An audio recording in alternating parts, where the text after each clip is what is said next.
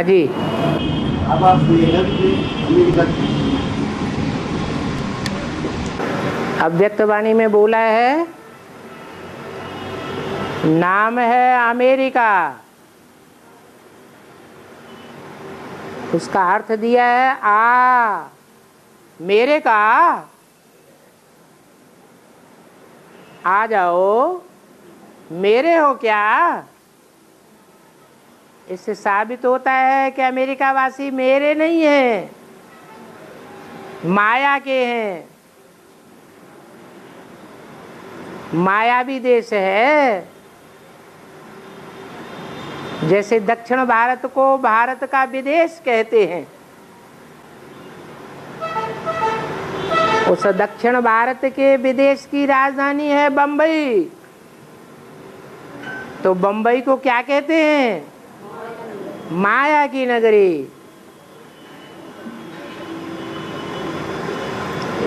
और जैसे बाबा खंड बताए, देश के कितने खंड है, सब पानी में जाएंगे। जैसे बेहद में भी अपनी चैतन्य में भी खंड है।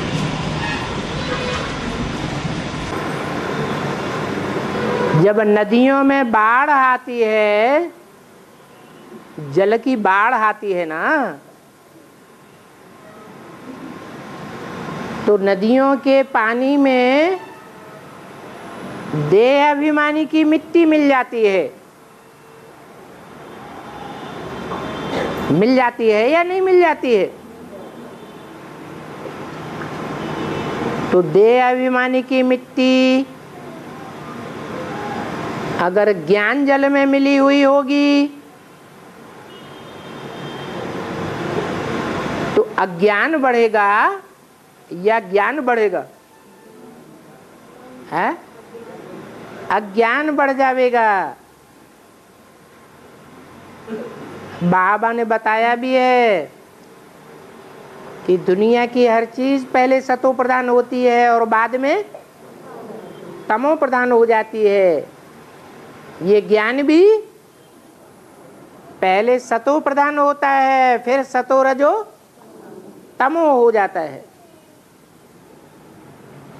जितना जितना वृद्धि होती जाती है, जैसे झाड़ की वृद्धि हो जाती है, तो विस्तार में सार गुप्त हो जाता है।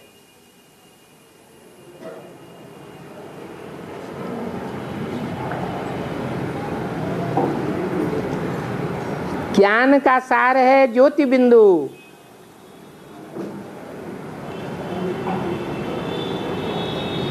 और विस्तार होता है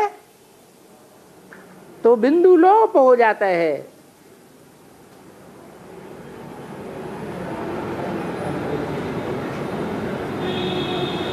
जैसे बिंदु में बीज में सारा झाड़ समाया हुआ है,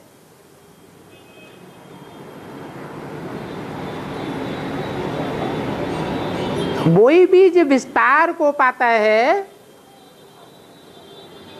तो बीज नहीं दिखाई पड़ता, विस्तार दिखाई पड़ता है।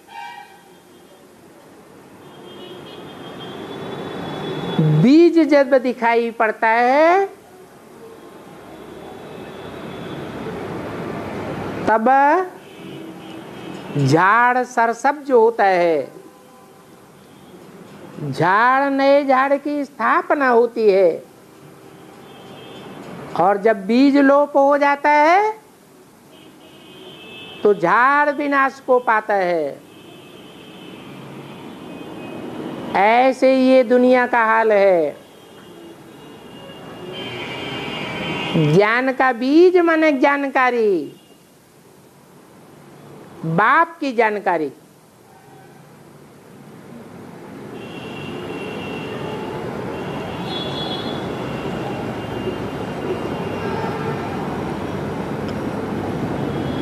जब सारी दुनिया में अज्ञान,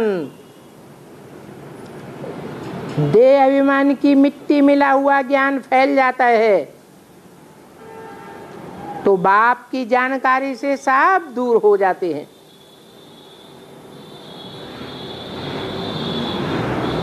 जो मुट्ठी भर जानकारी में रहते हैं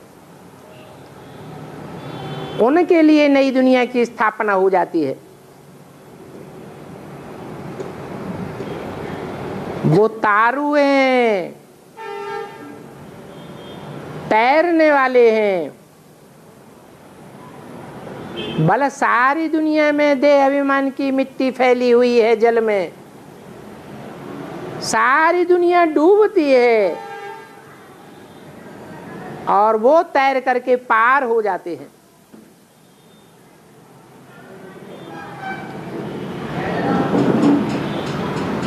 ये ब्राह्मणों की संगम युगी दुनिया में आगे चल करके देखेंगे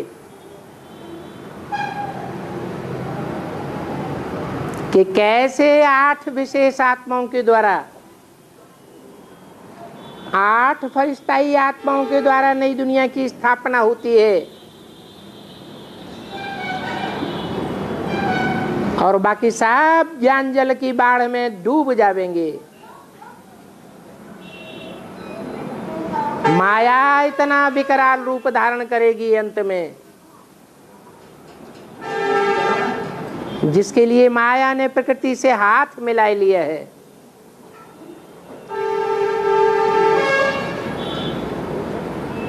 ब्राह्मणों की दुनिया में भी ढेर के ढेर ऐसे ब्राह्मण हैं, नंबरवार कुरियों के ब्राह्मण हैं। ब्राह्मणों की 9 कुरियां गाई हुई हैं, उनमें से सिर्फ है अव्वल नंबर कुरी के राजयोग सीखने वाले, राजाई प्राप्त करने वाले ही बचेंगे, जो शुद्ध ब्राह्मण होंगे। बाकी सब की बुद्धि में अज्ञान फैल जाएगा। माया देह अभिमान की धूल आंखों में झोंक देगी। बाप को ही भूल जाएंगे।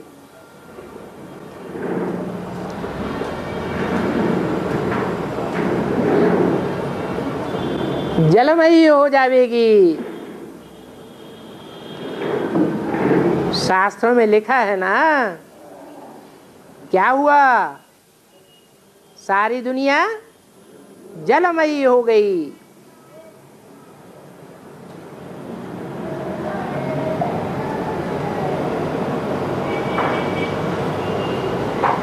तो ये सब बेहद में भी होता है पहले,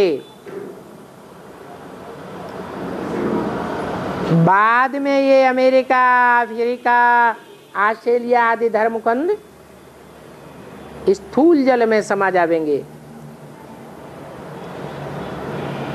पहले हर काम दुनिया का सूक्ष्म में संपन्न होता है,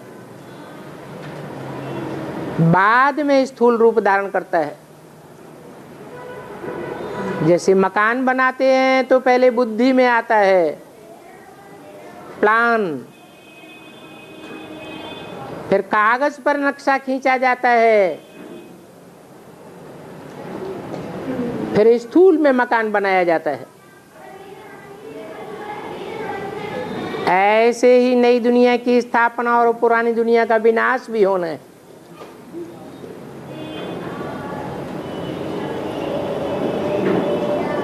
और रामायण में कहते हैं कि जब बजरंग बली लंका गए थे और उनकी पूंछ में आग लगाई थी, उस समय लौटते समय बाबा वो समुद्र में अपनी पूंछ की आग बुझाई थी। वो लौट करके सागर में अपनी पूंछ की आग बुझाई थी। उसी समय मतलब का जन्म होता हुआ बेहद भी कैसे हुआ?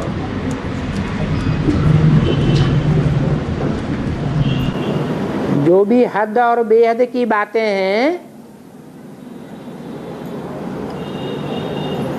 उन बातों का सार कौन क्लियर बताता है?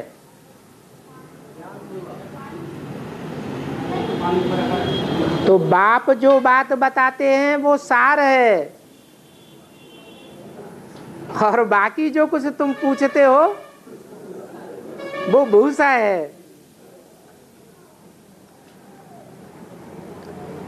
और बाबा ये सीढ़ी भी दिखाया गया है द्वापर की सीढ़ी में, मैंने आज भी 5 सीढ़ी छोड़ करके 6वीं सीढ़ी से रावण का जो राज्य है उसमें दर्शाया गया है। मैं ऐसे ही बताओ। द्वापर के सीढ़ी की तरह ही द्वापर में 5 सीढ़ी छोड़ करके 6वीं सीढ़ी से रावण के राज्य का निकाल दिखाया गया है। क्या है सर?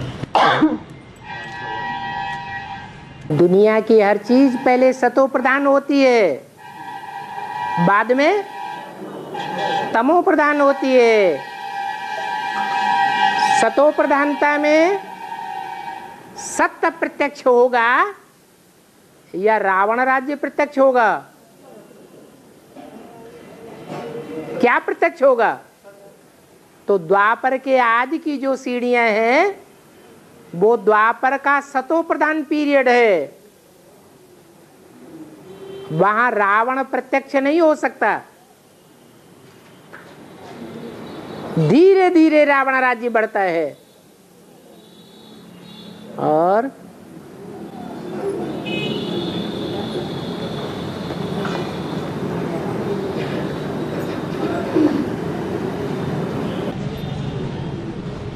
बाबा जो बाहर की दुनिया वाले हैं उनकी स्थिति कैसी होगी? जो बाहर की दुनिया वाले हैं उनकी स्थिति कैसी होगी? जी बाहर की दुनिया वाले हैं उनकी स्थिति कैसी होगी? कैसे होगी? बाहर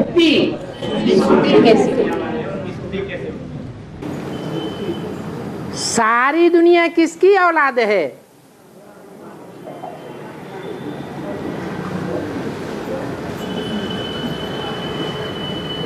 सारी दुनिया ब्रह्मा की औलाद है।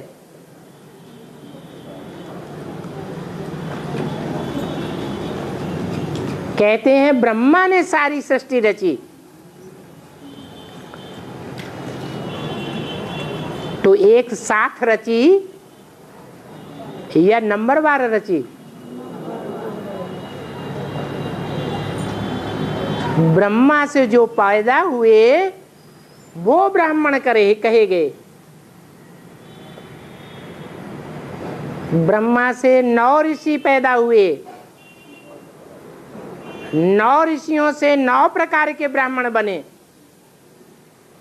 उन्हें 9 कुरी का ब्राह्मण कहा जाता है। तो सारी दुनिया किसकी औलाद हुई? 9 धर्म हैं जो भगवान को मानने वाले हैं।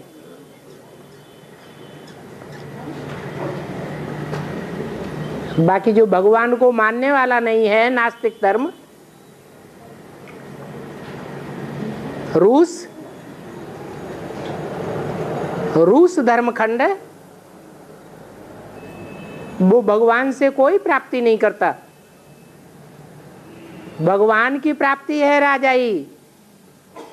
राजा ही का वर्षा देता है। रूस में कोई राजा नहीं हुए।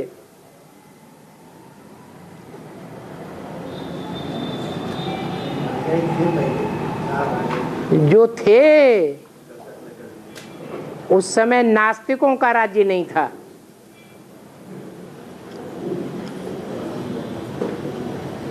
जो भी जार राजाएं थे सब मार डाले गए। फिर ये प्रजातंत्र राज्य शुरू हुआ।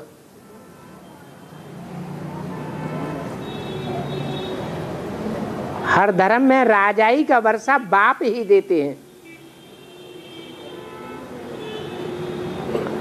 हर धर्म में अच्छी और बुरी आत्माएं होती हैं।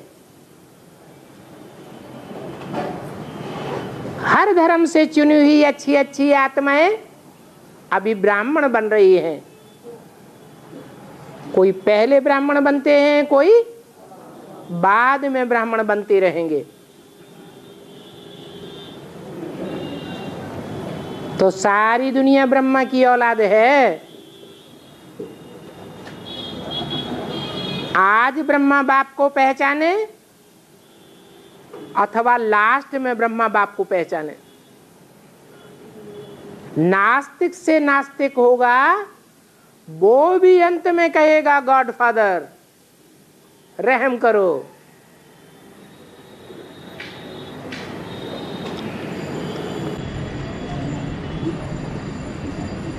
और जैसे बाबा पृथ्वी 9 खंडों में बटी गई है, तो उसी में 9 खंडों में भारत खंड भी आता है। हाँ, तो भारत ही सचखंड कहलाता है, बाकी सब छोटे खंड कहलाते हैं। हाँ, तो भारत सचखंड है, तो भारत किसी कहा गया कि भारत में भगवान आते हैं। हाँ, वो चेतन वाली बात है। हाँ, तो विदेशी खंड है, तो उसके मुखिया भी है, तो वो झूठे कहलाते हैं। दुनिया में एक ही सच्चा है और बाकी सब झूठे हैं। वो एक सच्चा जहां आता है वो ही सच्चखंड कहलाता है। सत्य का कभी विनाश नहीं होता। इसलिए गीता में लिखा है नासते विद्यते भावो। ऐसा जो लिखा हुआ है वो अभी की बातें हैं, जो सारी दुनिया में प्रत्यक्ष होने वाली हैं। भारत खंड ही बचेगा और सब खंड खलास हो जाएंगे। जब खलास होने का टाइम आएगा तो मानेंगे। और उसका बाद में बोले मूसलाधार बारिश होगी और पानी जब मूसलाधार पानी बरसा होगी तो बर्फ बन जाएगा और उसकी बर्फ में सब दब जाएगी। जो आस्तिक रहेंगी तो स्वर्ग जाएंगी और फिर वापस आके कंचन काया बन जाएगा। सब यही शरीर बन जाएगी। फरक्काबाद में ही होगा ये सब।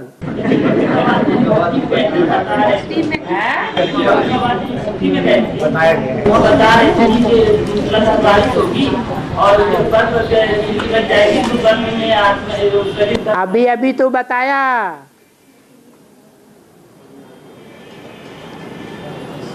नदियां पहाड़ से आती हैं,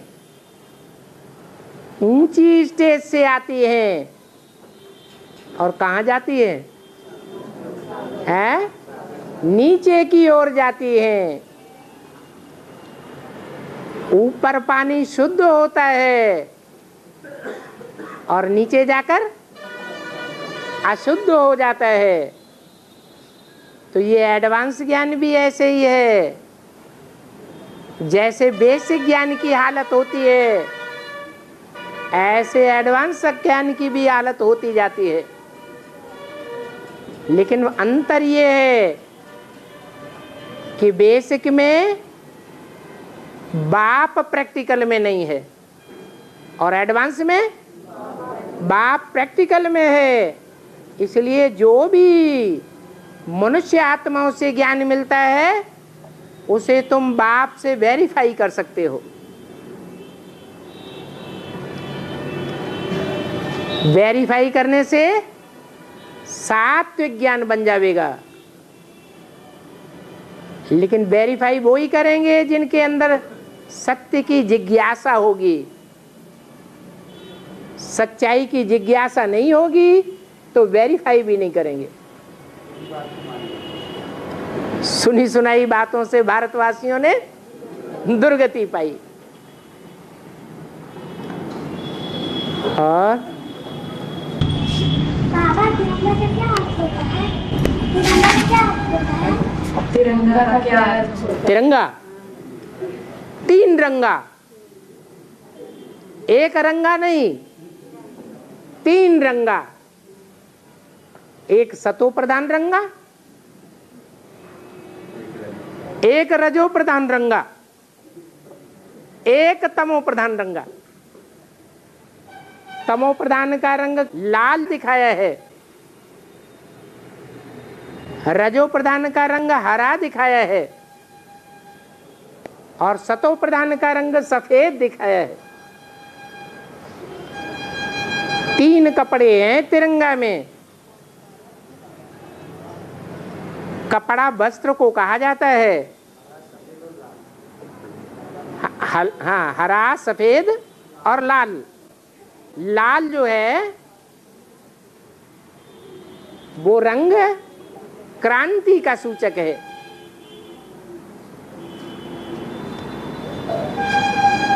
आग जलती है तो कैसा रंग हो जाता है? लाल रंग हो जाता है। क्रोध जब आता है तो मोहरा कैसा हो जाता है? लाल हो जाता है।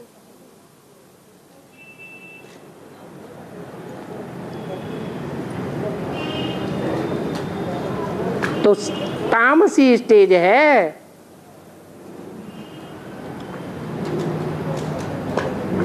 ये तामसी स्टेज से विनाश होता है। तीसरा नेत्र खुला और विनाश हुआ। कामदेव को भस्म होते हुए कैसे दिखाया है? क्रोध आया और काम भस्म हुआ।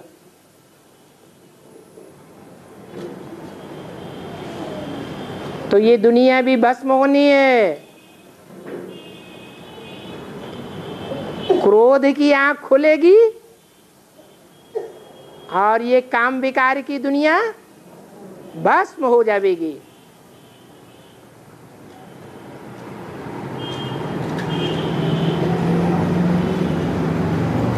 फिर दिखाते हैं द्वापर में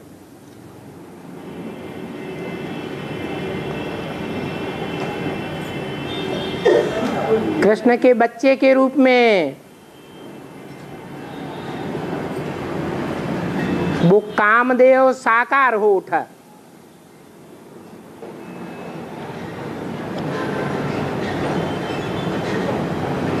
रामायण में भी लिख दिया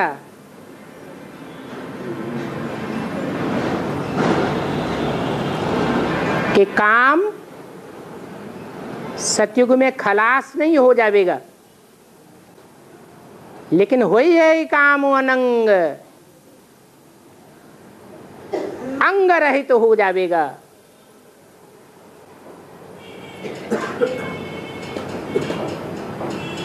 अंग ही नहीं होगा तो काम विकार भी नहीं रहेगा, नाम निशान ही खत्म हो जाएगा।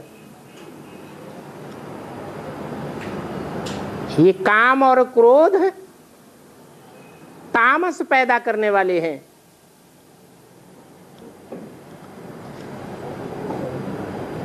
लेकिन इनका अंत कब होता है? अरे किसी चीज का अंत कब होता है? ये अति करने की ताकत बच्चों में नहीं है, इसलिए बाप को आना पड़ता है।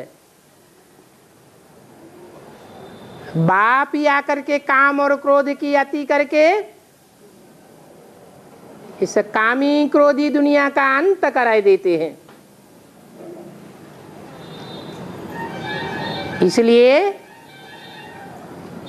शंकर की यादगार जो कपड़ा दिखाया है वो लाल वस्त्र दिखाया है। जब तामसी दुनिया ही खलास हो जाती है तो क्या बचता है?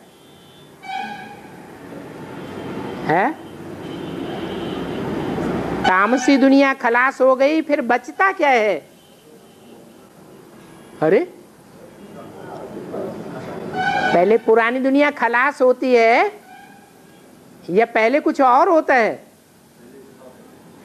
नई दुनिया की स्थापना हो जाती है, परंतु वो दिखाई नहीं पड़ती है। जब तक 500-700 करोड़ दुनिया का हुजूम खलास न हो जाए, उस हुजूम में वो सात्विकता छिप जाती है। फिर जो हुजूम की दुनिया है, तामसी दुनिया है, वो खलास हो जाती है तो क्या रह जाता है? सतो प्रधान सात्विक नई दुनिया रह जाती है। वो है विष्णु की यादगार, नो विश एट ऑल। विषय विकार की दुनिया उस नई दुनिया में, नए संगठन में नहीं रहती। इसलिए सफेद कपड़ा दिखाया गया है। सारे रंग धुल गए।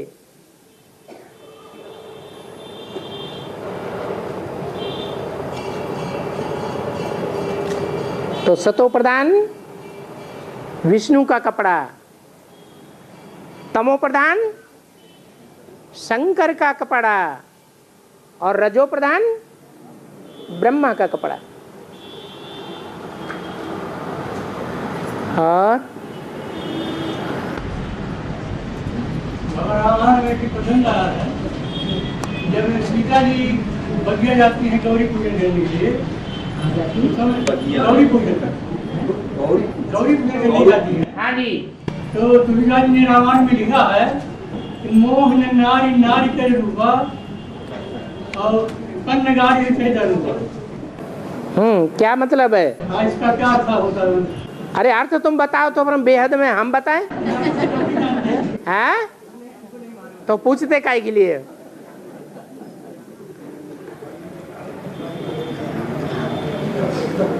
और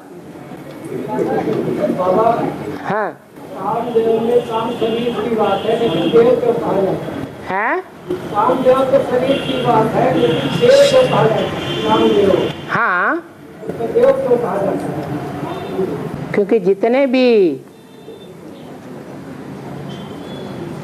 काम, क्रोध, लोभ, मोह, अहंकार, ये 5 रूप हैं। ये 5 रूप मुक्ति को पाते हैं या नहीं? हैं? पाते हैं तो वो देव रूप धारण कर लेते हैं।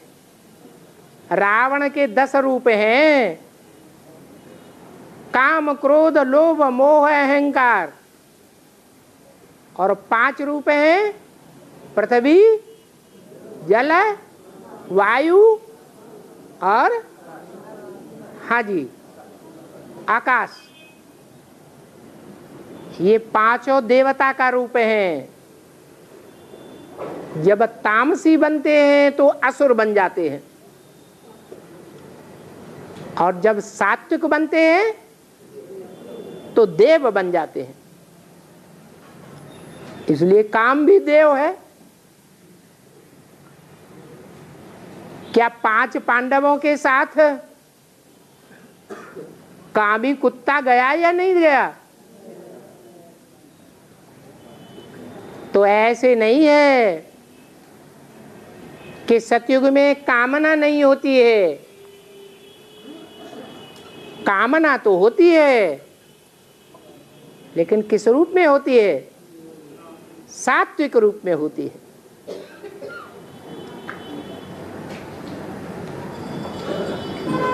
कर्मेंद्रियों की वासना नहीं होती है, कामना नहीं होती है। लेकिन जो श्रेष्ठ इंद्रियां हैं, ज्ञानेंद्रियां, उन्हें ज्ञानेंद्रियों में कामना होती है। लक्ष्मी नारायण के चित्र में, लक्ष्मी नारायण के चित्र के नीचे देखो, राधा कृष्ण को ध्यान से देखो, उनकी आंखों में क्या कामना है? राधा कृष्ण को देखना चाहती और कृष्ण सिर्फ राधा को देखना चाहता। कृष्ण की दृष्टि राधा में ही डूबती और राधा की दृष्टि कृष्ण में ही डूबती। व्यभिचार का नाम निशान नहीं है, लेकिन कामना तो है।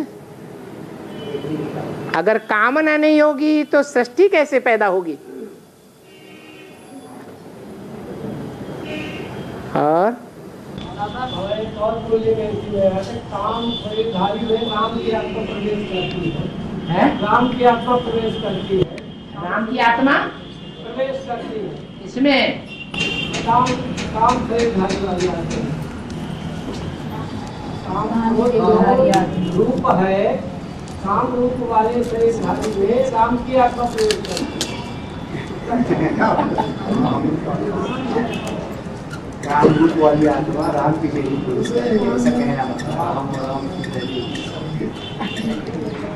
सुधार लो।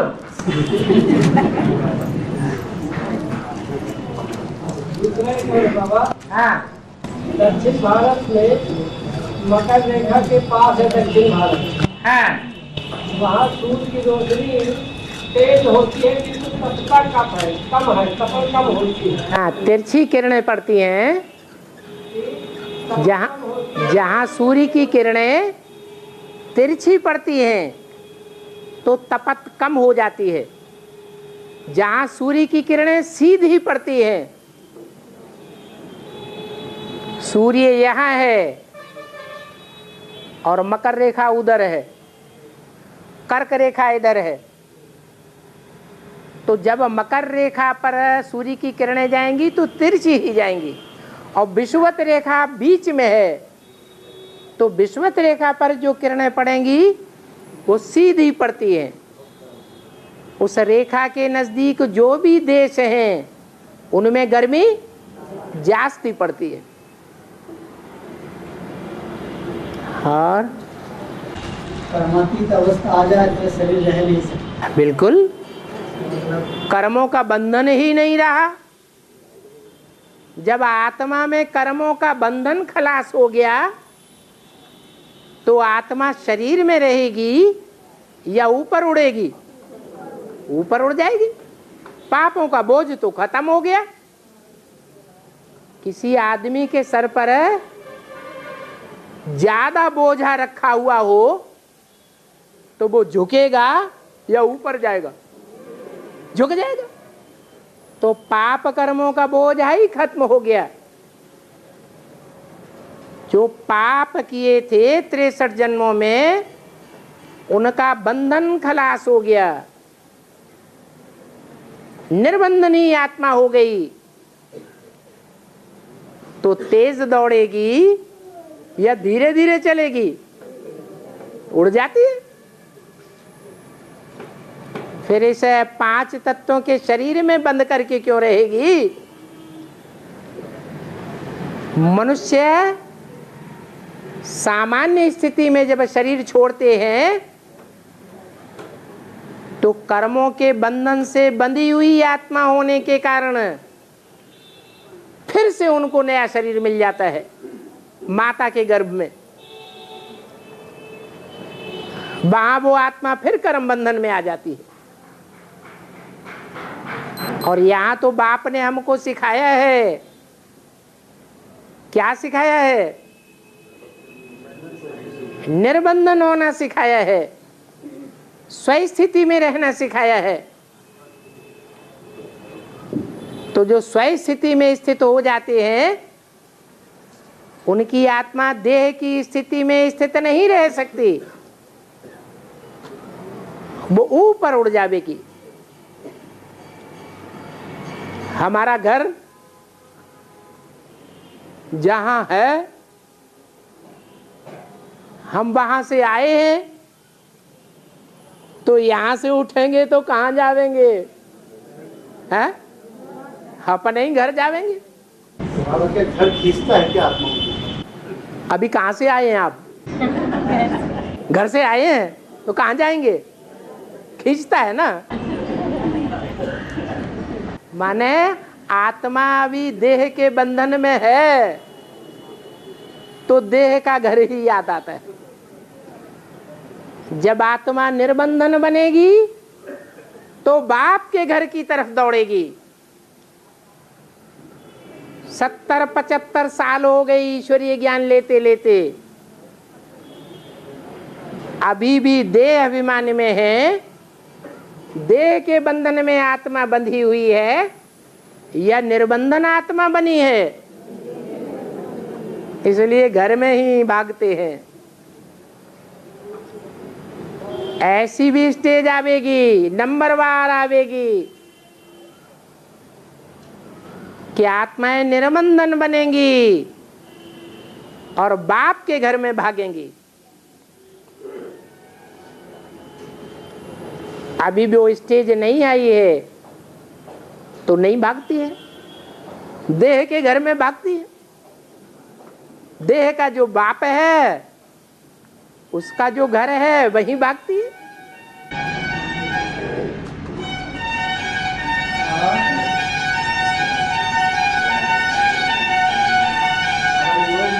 कभी बहुत ऐसा अनुभव होता है कि उनसे ऊपर खिंचाव सा महसूस होता है, तो फिर हल्का ऐसे डर महसूस होता है, फिर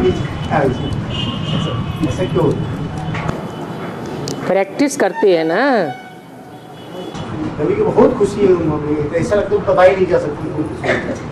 63 जन्मों की शूटिंग हो रही है। 63 जन्मों में जैसे ऊंच और नीच कर्म किए हैं, अभी संगम युग में उनकी शूटिंग हो रही है।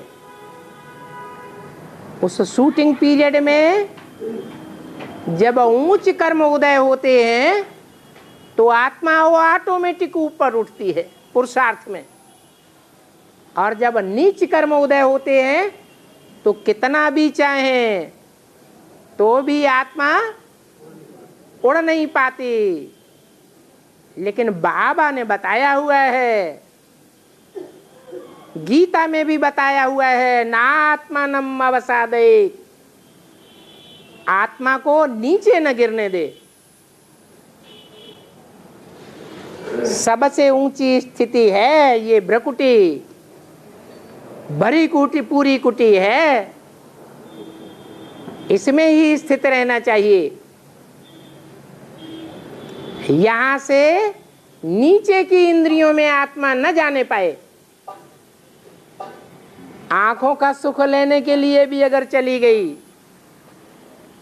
क्या आंखों से भी सुख लेते हैं ना? मुरली में बोला है, दृष्टि की 10, 20, 50 भूलें रोज करते होंगे।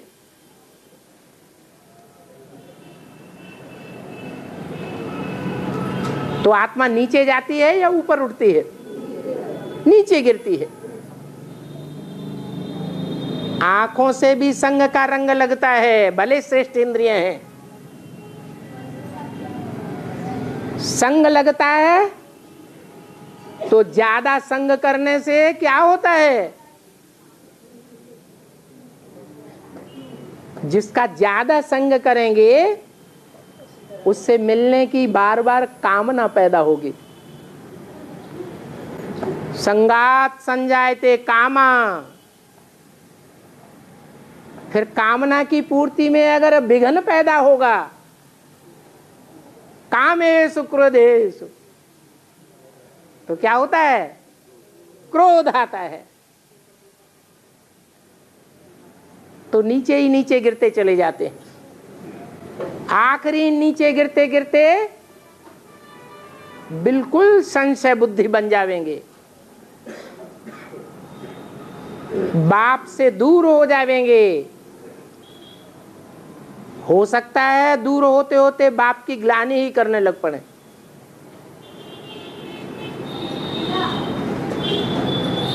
तो मर गए या जिंदा रहे? और बाबा 7 रंग का रेनबो का क्या अर्थ है? 7 रंग का रेनबो का क्या अर्थ है?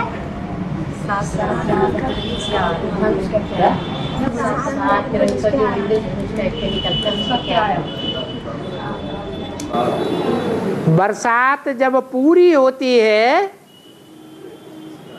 तो 7 रंगों का धनुष दिखाई पड़ता है। ये संगम युग है, ज्ञान बरसात का टाइम। क्या? जब ये ज्ञान बरसात पूरी होगी तो 7 रंग इकट्ठे दिखाई पड़ेंगे पुरुषार्थ रूपी धनुष के रूप में, कि ये हैं सच्चे सच्चे पुरुषार्थी 7। बाकी 8वां तो भगवान है ही। ये अष्टदेव सबसे ऊंचे पुरुषार्थी हैं। इनका पुरुषार्थ रूपी धनुष संसार में प्रत्यक्ष हो जाएगा, सबको देखने में आवेगा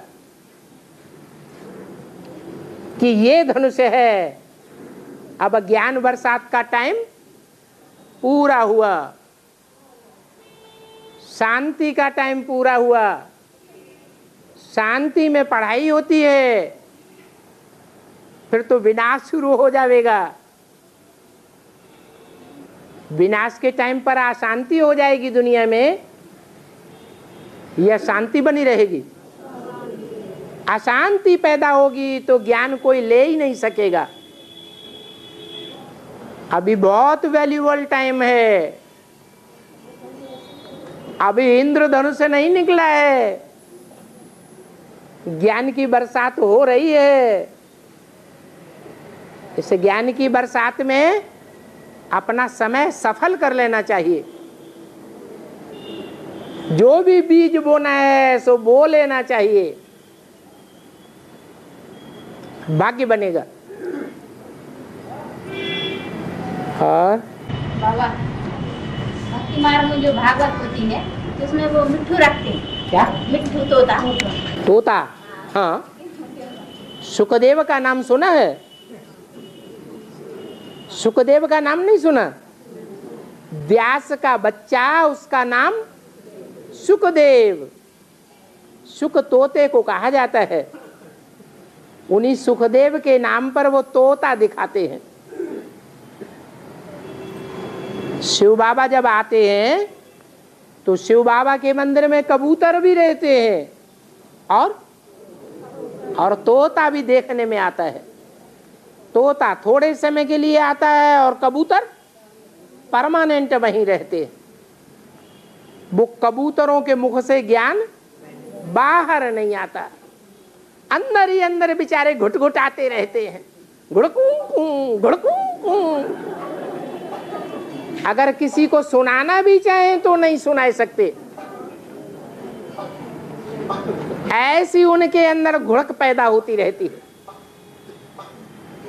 वो कबूतर बुद्धि कौन है?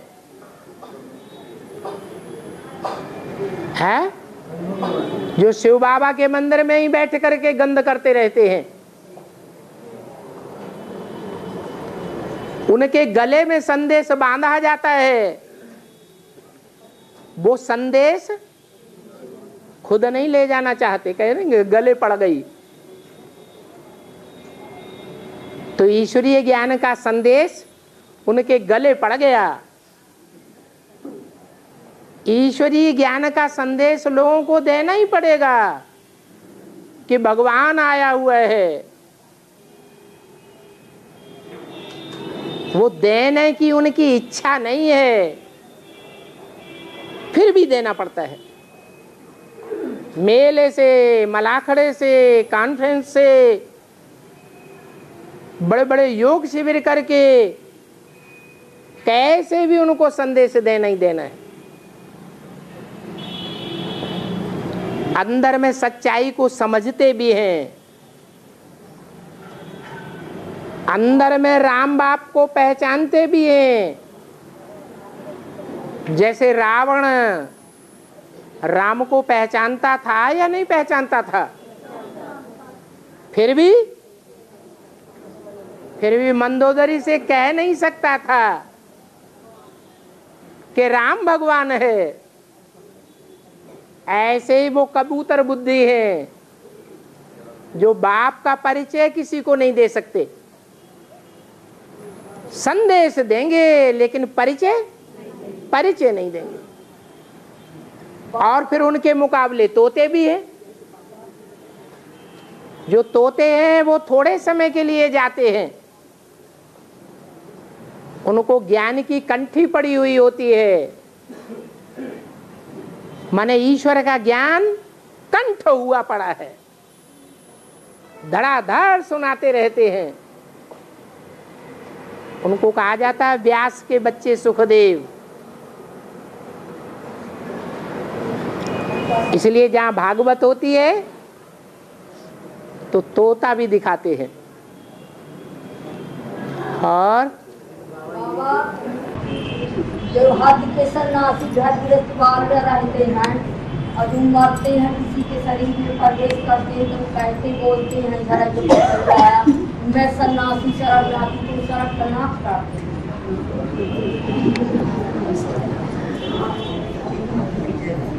क्या बोलिए? ये जो सन्यासी होते हैं हाँ, वो किसी एक में प्रवेश रुको करके रुको रुको। हाँ, किसी एक में प्रवेश करके फिर बोलते हैं कि मैं हाथ का सन्यासी हूँ, मैं सड़क तक नाश कर दूंगा, मैं सड़क तक नाश कर दूंगा, स्वर्ग को नाश कर दूंगा, सड़क तक नाश कर दूंगा तुम्हारा जिनके घर में है। स्वर्ग का नाश कर दूंगा, तुम्हारे स्वर्ग में नहीं जाने दूंगा। हाँ, हाँ, वो तो होता ही है। बोलते हैं कि मैं सन्यासी सड़क नाथी तो या बोलते क्या सड़क को नाथ लेते हैं। हाँ, तो ये सन्यासी स्वर्ग में जाना ही नहीं पसंद करते तो दूसरों को कैसे भेजेंगे? वो अपने ही अपने घर के बाल बच्चों को दुख दे देते हैं, अपने ही घर को छोड़ देते हैं, नरक बना देते हैं, तो दूसरों को कैसे स्वर्ग में ले जाएंगे? वो कहते हैं स्वर्ग के सुख काग विष्ठा समान। क्या? कौए की जो विष्ठा है जिसमें कोई तंत्र नहीं है, ऐसे हैं स्वर्ग के सुख, हमें नहीं चाहिए। तो ठीक बात बताइए। और बाबा आत्मा मन पर पूरा कंट्रोल कर लेती है, तब आत्मा शरीर छोड़ करके अपने स्थित पर धाम में टिक जाती है।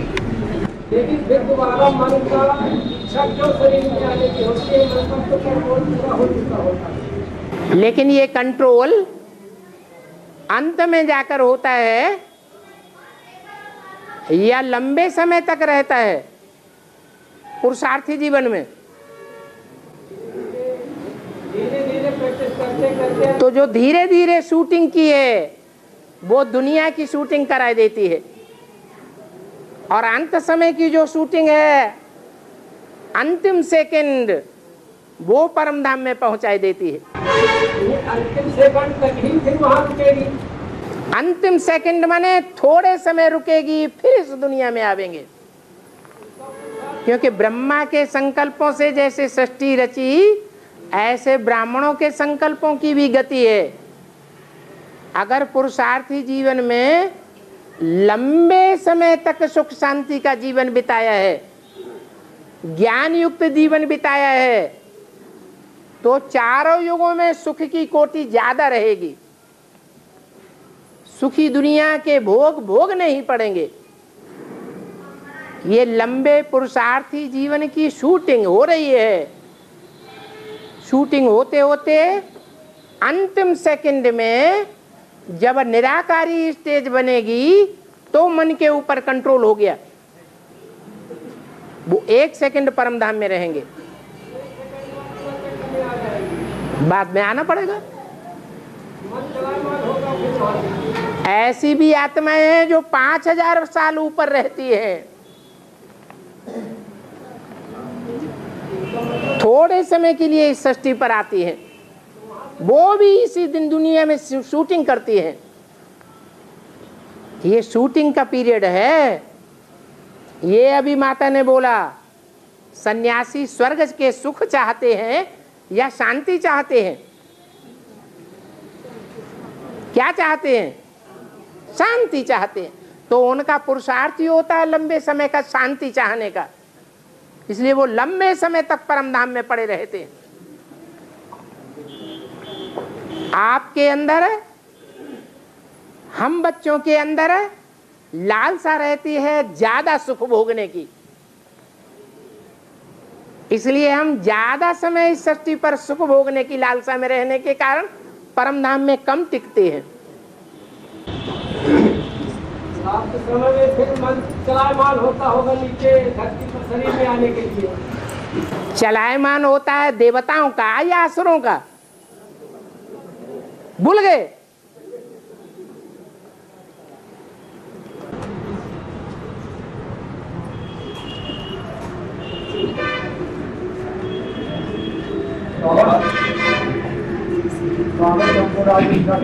हैं? बाबा राजाओं का राजा बना दिया। जो जिस्मानी गवर्नमेंट है बाबा, जिस्मानी गवर्नमेंट हाँ आजकल सहायता दे रही, वृद्धा पेंशन, विधवा पेंशन सहायता दे रही गवर्नमेंट, हाँ काहे के लिए लोगों को दे रही है, गरीब लोग। हाँ तो जो लोग ज्ञान सुनने वाले उसका लाभ ले रहे हैं भिखारी गवर्नमेंट का। हाँ वृद्धा पेंशन, विधवा पेंशन, हाँ। कार्ड, हाँ। ये सब लाभ ले रहे हैं। हाँ तो क्या वो लोग ज्ञान लेते हुए भी उनको प्राप्त कर सकते हैं? क्यों नहीं कर सकते? नागरिक, हर नागरिक का अपना कर्तव्य है और हर नागरिक का कर्तव्य के साथ साथ अधिकार भी है। तो अगर कोई बूढ़ा है तो उसे अपना अधिकार नहीं लेना चाहिए? लेना चाहिए या नहीं? नागरिक है या नहीं है? लेकिन वो हिसाब नहीं बनेगा, क्योंकि वो गवर्नमेंट कोई एक व्यक्ति नहीं है, कोई एक आत्मा नहीं है। एक आत्मा है क्या? फिर मुकर्रर तो है नहीं। हाँ मुकर्रर तो कोई है नहीं जिसके साथ हिसाब बने। और बाबा ये शास्त्रों में लिखा है कि राजा सगर के 60,000 खत्म हो गए। 60,000, हाँ 60,000 की संख्या क्यों चाहिए? खाड़ी रखने पे गंगा ला के उनको सुरजीत किया। 60,000 की संख्या का ही क्या? 1 लाख आत्माएं रुद्र ज्ञान यज्ञ में जरूर बनाई जाती हैं। उन 1 लाख में से जो बीज रूप आत्माएं हैं वो सब राइटियस हैं कि सब लेफ्टिस्ट हैं, या लेफ्टिस्ट राइटियस दोनों हैं? दोनों हैं। तो जो राइटियस बनती हैं उनकी आधे से ज्यादा संख्या बन जाती है, इसलिए 60,000 बोला है।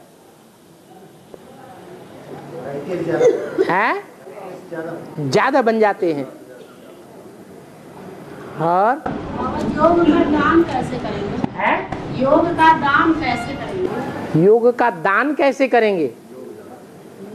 याद में रहेंगे तो योगदान होता है।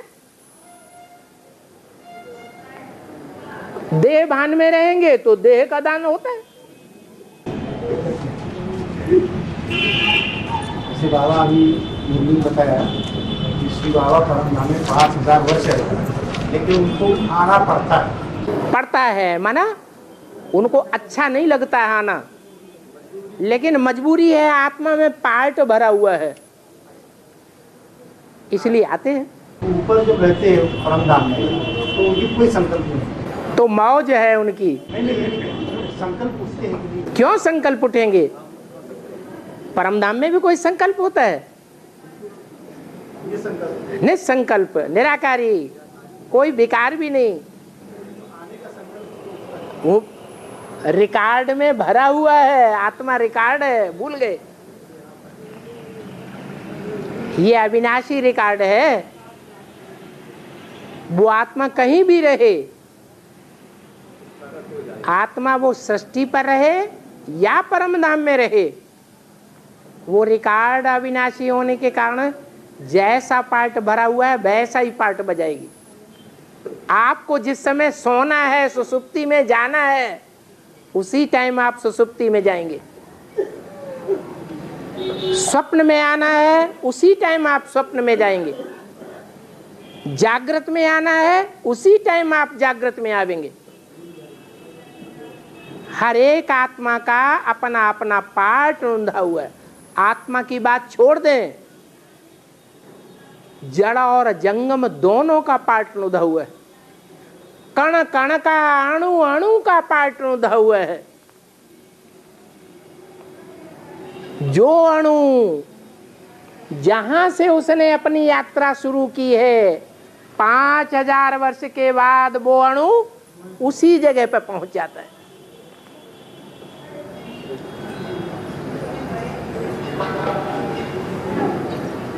और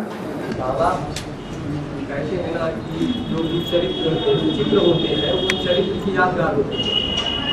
तो यहाँ ये चित्र दिखाया है, जो काव है, गाय है, तो उसके पंख भी है। और मुख्य स्त्री का है उसका, हाँ। और उसमें उसके शरीर में 33 करोड़ देवता भी दिखाए गए हैं, और उसके माने दूध के नीचे शिव की मूर्ति दिखाई गई है, वहाँ पर उसका दूध हुआ था। उसका क्या प्रभाव? कामधेनु पार्ट किसका है? तुम्हारी सब कामनाएं कौन पूर्ति करती है? तो जगदम्बा का जो पार्ट है वो यज्ञ के आदि में उस जगदम्बा से कोई ब्राह्मण ने ज्ञान लिया था? अगर लिया नहीं तो ब्राह्मण कैसे बना पहला? तो वो पहला ब्राह्मण जो लिंग के रूप में पूजा जाता है, जिसमें शिव ज्योति बिंदु प्रवेश करता है, जो लिंग का ही विशेष पार्ट बजाता है पतितों को पावन बनाने के लिए, वो लिंग के ऊपर दूध दिखाया गया है, यज्ञ के आदि की यादगार है। और वही जगदम्बा ऐसी आत्मा है जहां से बेसिक वालों ने भी जन्म लिया है ब्राह्मणत्व का, और एडवांस वालों ने भी जन्म लिया है ब्राह्मण बनने का। जगदम्बा जब सरेंडर होती है तब ही दूसरी आत्माएं भी सरेंडर होती हैं। सरेंडर होते हुए बगैर देवता नहीं बन सकते, शरण में आना ही है। तो वो सात देवताओं की अंबा है, 33 करोड़ देवताएं उसके शरीर में दिखाए गए हैं। वो जगदम्बा ज्ञान और योग के पंखों से उड़ने वाली भी है, इसलिए उस गाय को पंख भी दिखाए गए हैं। तो चित्र वर्तमान संगम युग के चरित्र की यादगार है। और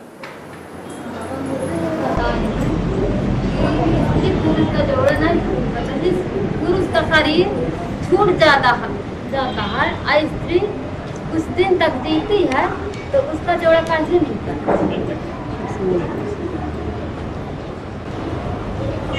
क्या बोला? उसका स्त्री छूट जाता है, पति का है? पति का शरीर छूट जाता है और पत्नी यहीं पे रहती है। पत्नी यहीं रहती है? हाँ, तो फिर उनका जोड़ा नहीं बनता। उसका जोड़ा कैसे कैसे? ये गलतफहमी है कि यहाँ के पति पत्नी स्वर्ग में जाकर के पति पत्नी बनेंगे। यहाँ के पति पत्नी वहां स्वर्ग में पति पत्नी एक भी नहीं बनेगा।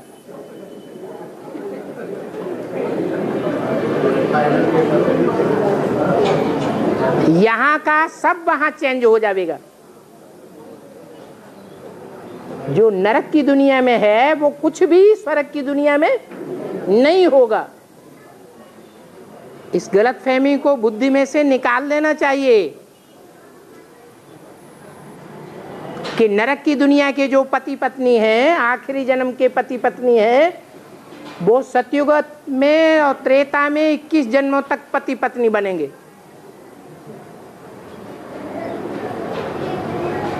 क्या कोई ऐसे पति पत्नी हैं ज्ञान में जो पुरुषार्थ में समान हो?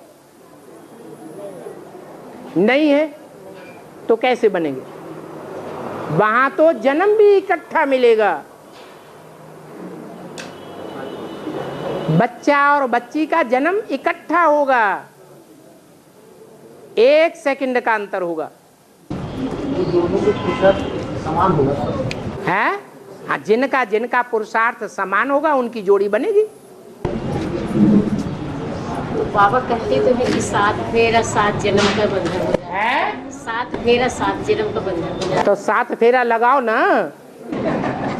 शादी में लगते हैं ना 7 फेरा, वो तो भक्ति मार्ग की शादी है, ये 21 जन्म की शादी है। बाबा जैसे सेवक नाम का यज्ञ के आदि में पाठ था, पति पत्नी थे फिर ज्ञान में आते हैं तो वही लक्ष्मी नारायण बन जाते हैं सतयुग में, 20 जन्मों का साथ रहता है। तो ये यहाँ पे तो ये बुद्धि योग से शूटिंग होती है या शरीर से शूटिंग होती है? पति पत्नी थे, उस समय तो अज्ञान था, वो तो अज्ञान था, उस समय तो ज्ञान नहीं था, और अभी तो ज्ञान है। तो ज्ञान से जो शूटिंग हो रही है बुद्धि योग की, बुद्धि योग से शूटिंग होती है या शरीर से होती है? बुद्धि योग से शूटिंग होती है। तो बुद्धि योग से जो शूटिंग हो रही है वो 21 जन्मों की शूटिंग हो रही है।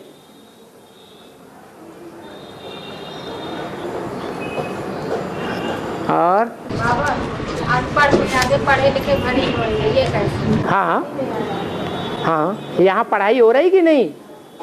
तो जो पढ़ाई पढ़ रहे हैं, एडवांस में ज्ञान में ज़्यादा तीखे हैं, वो राजा बनेंगे, और जो पढ़ाई नहीं पढ़ रहे हैं वो भरी ढोएंगे, माने दास दासी बनेंगे। भरी ढोना माने क्या? प्रजा भरी ढोती है और राजा राज्य करता है।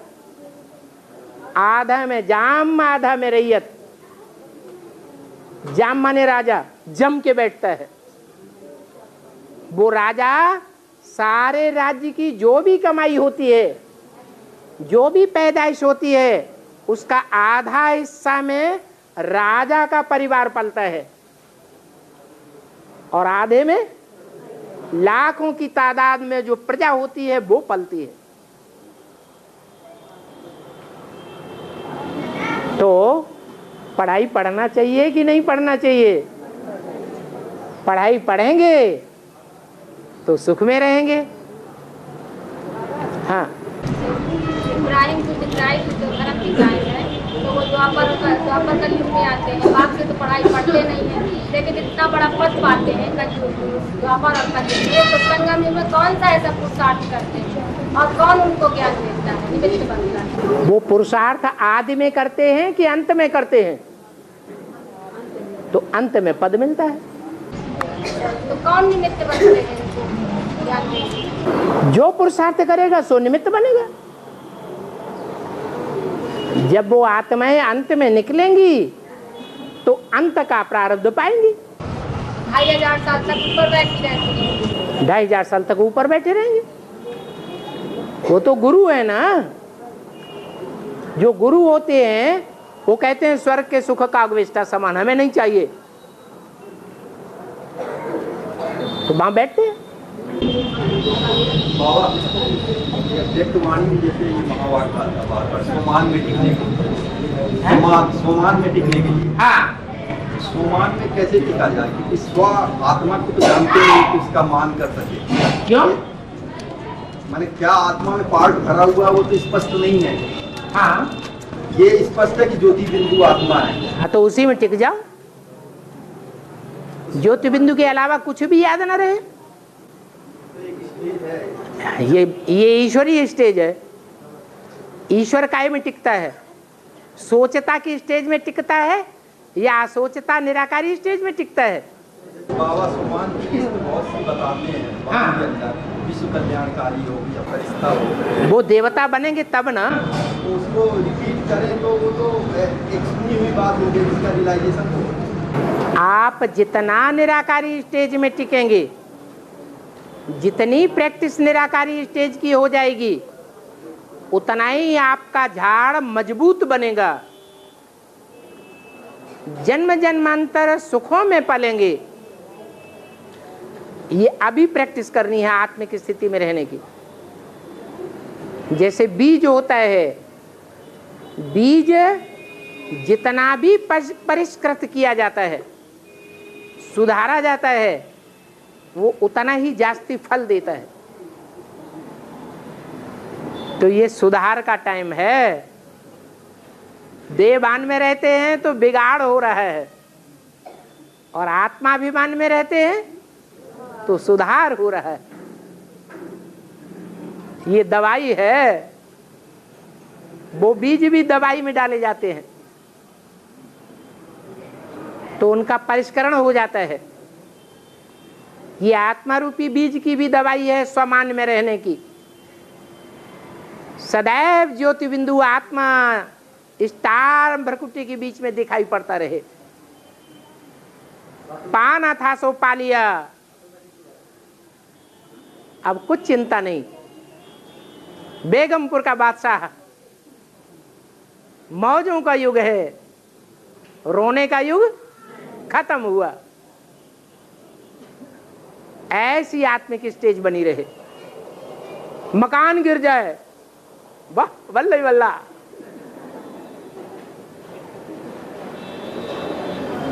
ओम शांति।